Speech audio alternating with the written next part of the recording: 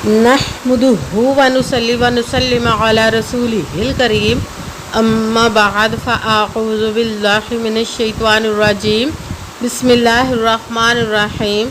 मेरे मुअज़्ज़ज़ सामाईन इकराम, अस्सलामु अलैकुम व रहमतुल्लाहि व बरकातुहू। मैं अपने रब कायनात से ये दुआ करती हूँ कि मेरे जितने भी सुनने वाले हैं, रब कायनात सबको सेहतमंद, तंदुरुस्त और लंबी ज़िंदगी अता फरमाए। हम सब के हर मुश्किलों, परेशानियों, तंगदस्तियों में मेरा रब कायनात हमारी मदद अता फरमाए। हमें ज़हनी, रूहानी, जिस्मानी अज़ियत और तकलीफ़ और बीमारियों से निजात अता फरमाए। हमें ज़हनी और रूहानी सुकून अता फरमाए। हमें बीमार दुनिया से बचा कर बीमार मदीना बनाए। और जो हम सब के हक़ों में बेहतर है, मेरा रब कायनात हमारे लिए वो अता फरमाए। और जो हमारे हक़ों में बेहतर नहीं, उसका ख्याल भी हम सब के दिलों से निकाल दे और हम सब को अपनी रज़ा पर राज़ी रहने वाला बना दे। आमीन सुमा आमीन। माशाल्लाह से आज सफ़रुल मुज़फ़्फ़र की 26 तारीख़ और आखिरी जुमेरात है सफ़रुल मुज़फ़्फ़र के महीने की। आज जुमेरात के दिन जो मैं आप लोग के लिए वजीफ़ा लेकर आई हूँ वो है सूरह कौसर, अस्तग़फिरुल्लाह और या रब्बना का पावरफुल मुजर्रब वजीफ़ा है। आप रब कायनात के गैबी ख़ज़ानों से दौलत लेने के लिए इस वजीफ़े को पढ़ सकते हैं। बहुत ही पावरफुल वजीफ़ा है। जब आप वजीफ़े को करने लगे तो रब कायनात की ज़ाते पाक पर यकीन कामिल रख के और 5 वक़्त की नमाज के साथ पढ़िएगा तो रब कायनात इंशाअल्लाह उल अज़ीज़ अपने हुक्म से आपके ऊपर अपने गैबी ख़ज़ानों की दौलत के मुंह खोल देगा। आपको समझ नहीं लगेगी कि आपके पास दौलत कहाँ कहाँ से आ रही है। आप इस वजीफ़े को आज के दिन स्किप मत कीजिएगा, छोड़िएगा मत। जैसे वीडियो मिले फ़ौरन पढ़ लेगा और फ़ौरन किसी मजबूरी की वजह से ना पढ़ सके तो इस वीडियो को अपने पास सेव कर ले। जैसे टाइम मिले तो आपने इस वजीफ़े को लाजमन पढ़ना है और पढ़ कर देखिएगा कि रब कायनात आपके ऊपर अपना कैसे करम अता फरमाएगा। आप इस वजीफ़े को रब कायनात से किसी भी मकसद, किसी भी हाजत, किसी भी मुराद के लिए पढ़ सकते हैं, मगर जब पढ़ने लगे तो रब कायनात की ज़ाते पाक पर यकीन कामिल रख के पढ़िएगा। आप इस वजीफ़े को रब कायनात के गैबी ख़ज़ानों से दौलत लेने के लिए पढ़ सकते हैं। आपका अपना घर नहीं, घर ख़रीदने के लिए पढ़ सकते हैं। आपके घर में लड़ाई झगड़े रहते, नचाकी, परेशानी, मुफलिसी, गरीबी है, उसके लिए पढ़ सकते हैं।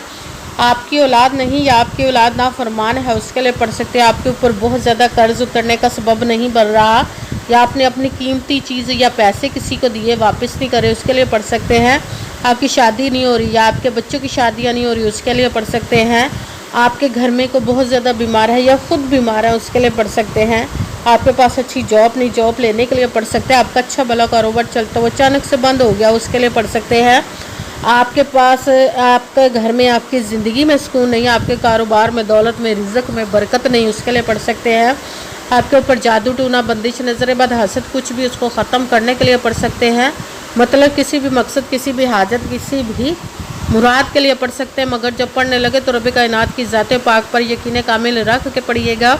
कहते हैं कि यकीन कामिल होता है, पीर कामिल नहीं होता। और अच्छी नीयत रख के पढ़िएगा कि रब कायनात कुरान पाक में इरशाद फरमाता है इन्नमल अमालु बिन्नियात, कि जो अमलों का दारोमदार होता है वो नीयतों पर होता है। अगर हमारी नीयत अच्छी है तो हमारा अमल भी अच्छा होता है, और अगर हमारी नीयत ही अच्छी नहीं तो हमारा अमल भी अच्छा नहीं होता। चाहे हम जितनी मर्ज़ी मेहनत कर ले, जितनी मर्ज़ी कोशिश कर ले, हमें उसका फल, उसका अजर अच्छा नहीं मिलता। इसलिए अच्छी नीयत रख के, पुख्ता यकीन रख के और 5 वक़्त की नमाज की पाबंदी लाजमन रखिएगा। फिर इस वजीफ़े को कीजिएगा। और वजीफ़ा करते वक्त आपके दिलों में, जहनों में ऐसा वसवसा नहीं आना चाहिए कि हम ये अमल कर रहे हैं, पता नहीं हमारी मुराद पूरी हो या ना हो। ऐसा हो नहीं सकता कि हम रब कायनात के किसी इसम का या कलाम पाक का वजीफ़ा पढ़े और हमें कामयाबी ना मिले। ये हमारे ईमान की कमज़ोरी जिसकी वजह से हमें नाकामी मिलती है। आपने सिर्फ अमल करना, उसका फल, उसका अजर देना उस ज़ाते पाक का काम है, क्योंकि उसकी दस्ते कुदरत से कोई चीज़ बाहर नहीं, उसके कुन कहने की देर और फ़याकून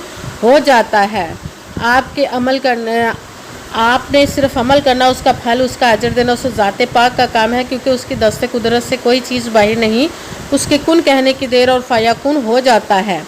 आपने अमल करने के बाद उसके कुन का इंतज़ार करना। इंशाअल्लाह उल अज़ीज़ रब कायनात अपने हुक्म से आपकी तकदीर के बंद ताले खोल देगा, नसीब के सितारे चमका देगा। आपकी ज़िंदगी में ऐसे ऐसे मोजज़े होंगे کہ آپ خود دیکھ کر حیران رہ جائیں گے. آپ کو کبھی کسی چیز کی کمی نہیں رہے گی انشاءاللہ العزیز اس کے حکم سے.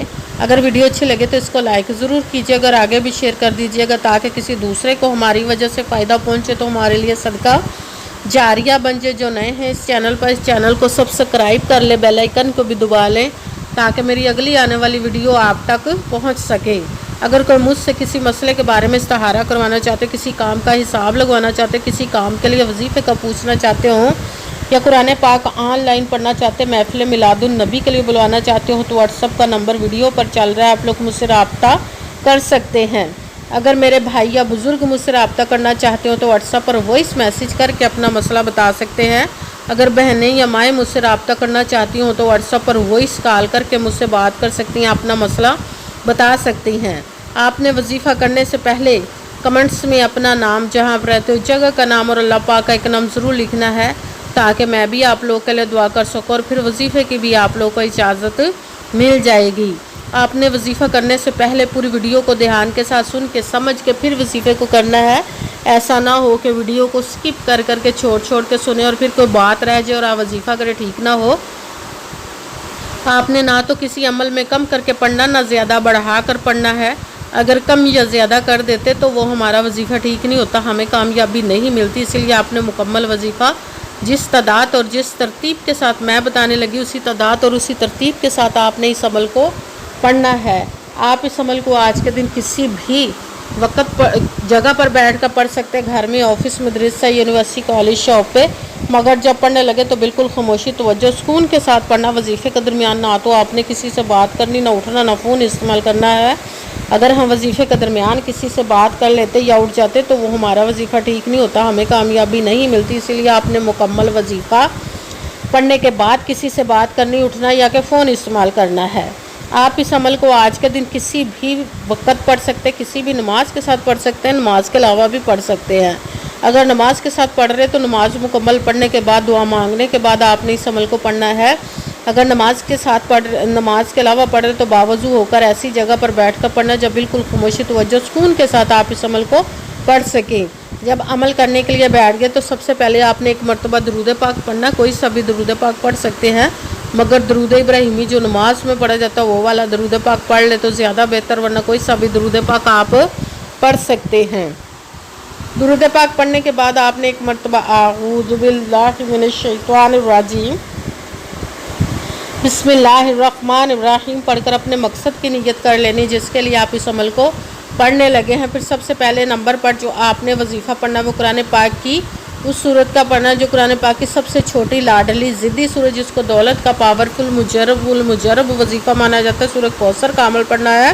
سورہ کوثر کو آپ نے بسم اللہ الرحمن الرحیم انا اعطیناک الکوثر فصلی لربک وانحر ان شانئک هو الابتر. بسم اللہ الرحمن الرحیم انا اعطیناک الکوثر فصلی لربک وانحر ان شانئک هو الابتر.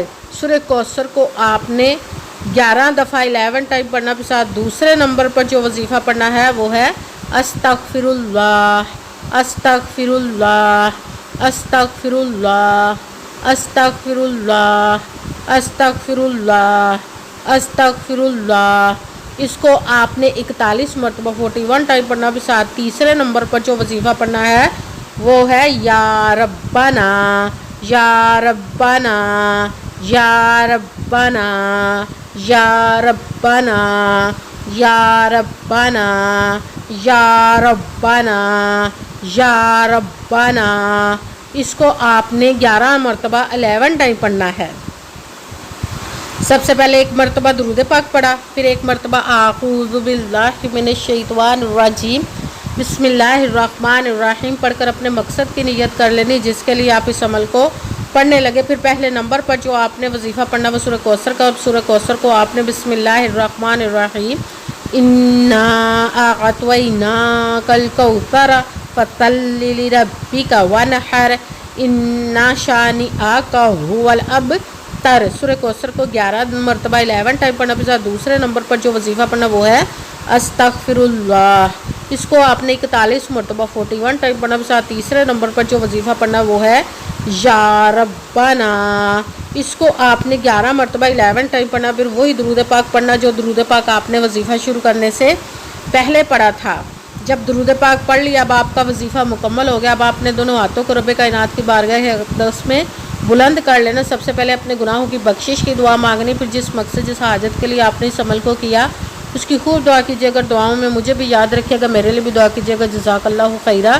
جس مقصد جس حاجت کے لیے آپ نے اس عمل کو کیا، رب کائنات اپنے حکم سے، اپنے پیارے محبوب کے صدقہ سے، اپنے کلام پاک اور اسم مبارک کے صدقے آپ کی تمام نیک اور جائز حاجات کو قبول و منظور عطا فرمائے انشاءاللہ العزیز اپنے حکم سے، آمین ثم آمین۔